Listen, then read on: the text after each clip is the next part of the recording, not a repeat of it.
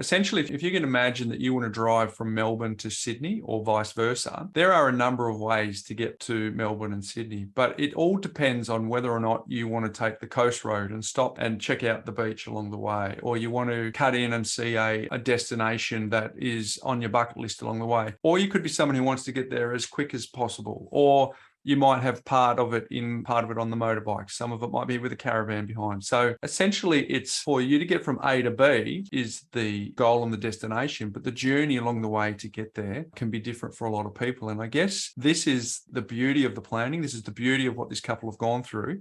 And in terms of making sure that they work out what their itinerary is to actually get to their destination, which is unique and specific to them.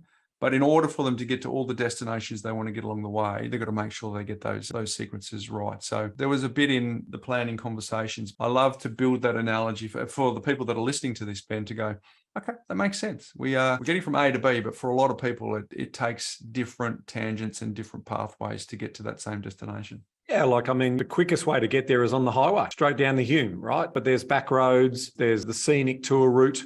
So that's why we love the idea that each plan is its own fingerprint. It's its own unique plan that's tailored for every individual client.